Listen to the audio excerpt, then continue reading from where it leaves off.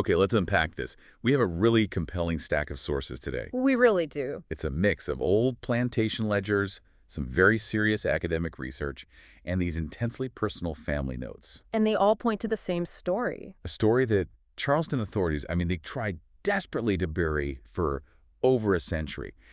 Our mission here in this deep dive is to really understand a conspiracy that was so unprecedented. It's fascinating because it didn't just break the laws of slavery. It actually manipulated the foundational mechanisms of racial identity in the antebellum South. Exactly. And that's what's so chilling. We're not talking about, typical runaway cases or illegal sales. No, not at all. This deep dive is about a highly organized network. It was operating in the South Carolina Low Country between, 1843 and 1851? And their crime was just so sophisticated. It was identity theft, it was child trafficking, yes, but it was all carried out within the legal and social framework of the time. That's the key. Within the system. So the one fact that just unlocks this whole tragic story is this.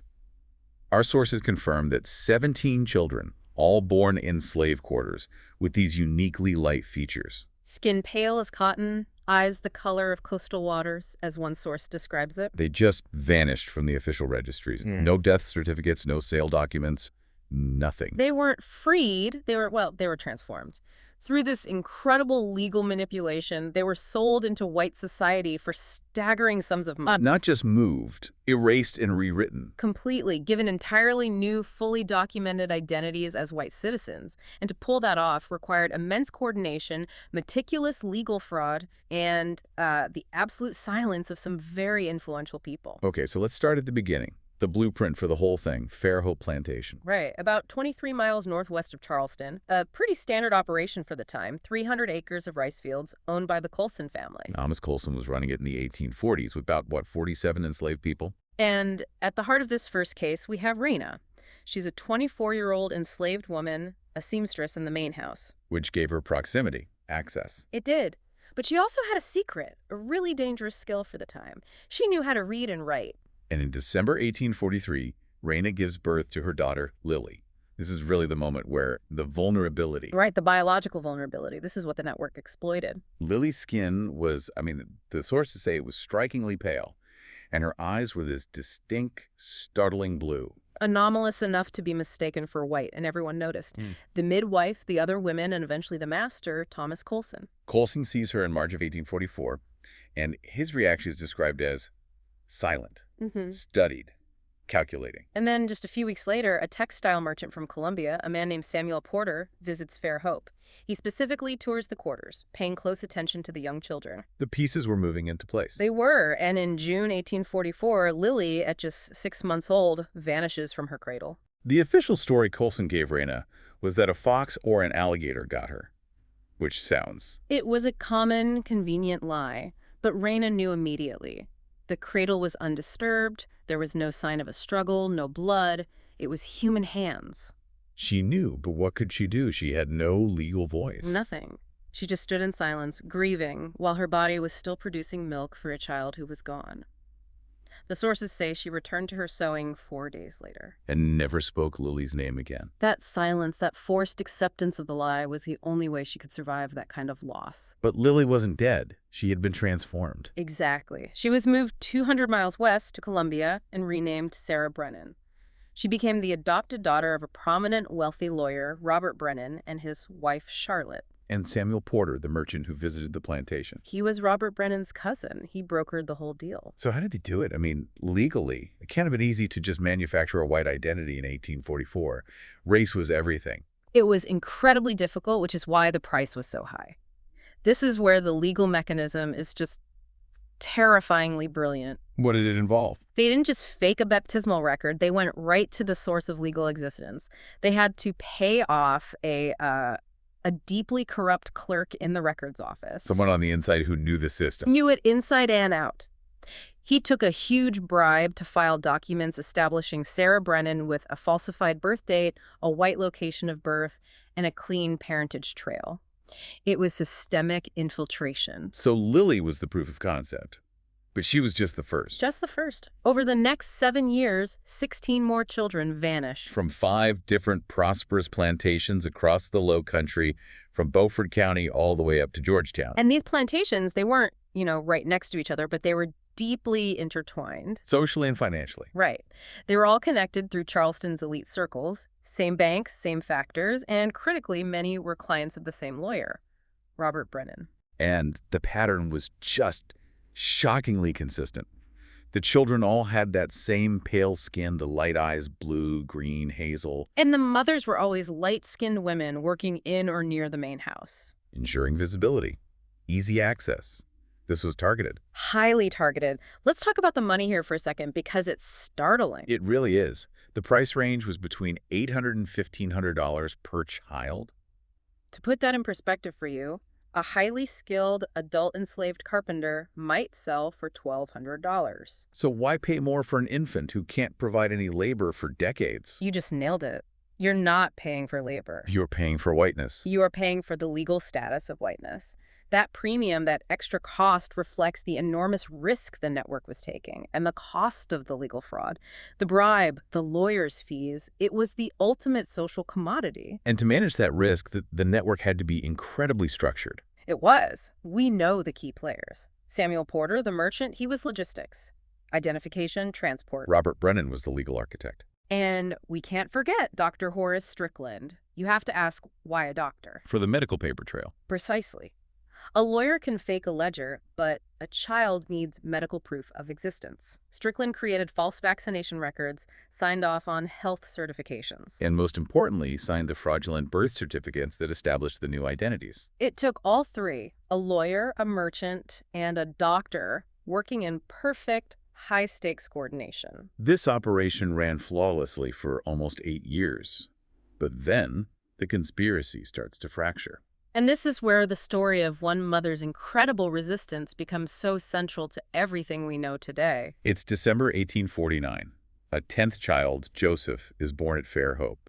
And his mother, Catherine, she understood immediately what his pale features meant. She'd heard the whispers about Lily. But Catherine refused to be silent like Raina. She sought out the overseer, Duncan Hayes. The man quietly running the plantation and, unbeknownst to everyone, documenting these disappearances in a private journal. This was an incredible act of defiance. It could have gotten her whipped or sold. She tells Hayes she knows Joseph will be taken. But she doesn't beg for his return. No, she asks for proof, a token, some small object that belonged to her son as evidence that he's still alive somewhere. A proof of his humanity. And Hayes, he doesn't punish her.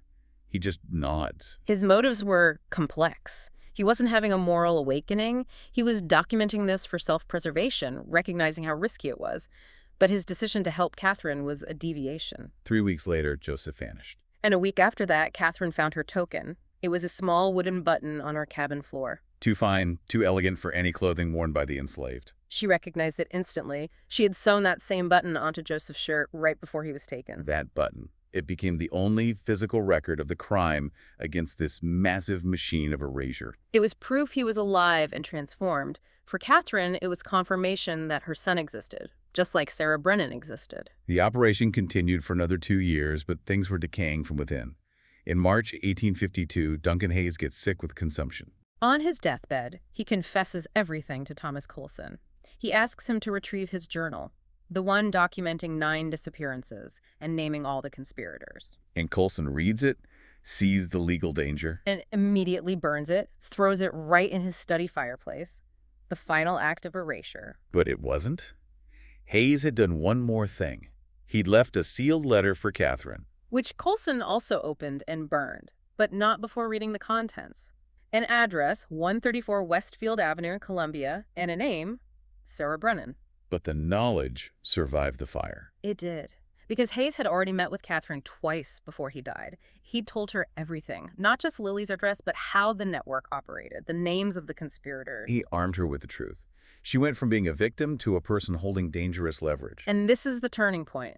Catherine did not act alone. She knew she couldn't act publicly. So she shared the knowledge. All of it. The names, the addresses, the identity of Sarah Brennan. She told the other mothers, including Raina and Hannah. This shared knowledge, it became their power, an informal archive of resistance. It was verbal, memorized, a counter to the official record in the burned journal. If one mother was silenced, the information would survive with another. And the network felt the pressure.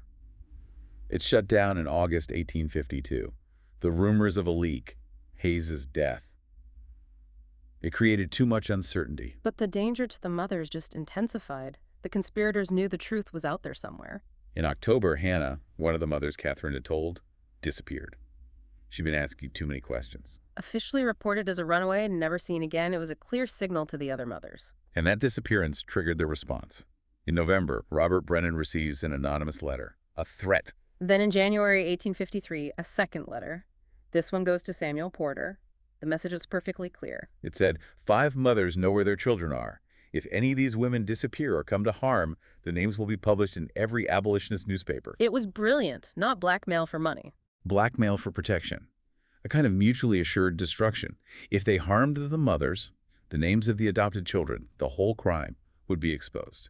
And for a short time, it worked. But Thomas Colson couldn't stand it. He couldn't tolerate an enslaved woman holding that kind of power over him. So in February 1853, he ignored the threat. He sold Catherine. Deemed her too great a liability and sold her to a trader heading for the harsh markets in Mississippi or Louisiana. The ultimate betrayal. She was taken to a Charleston slave pen and just disappears from the records, never found. And that betrayal triggered the promised consequence. March 1853, a package arrives at the abolitionist newspaper, the Pennsylvania Freeman. It contained a detailed account of the network, the names, and 2 specific addresses.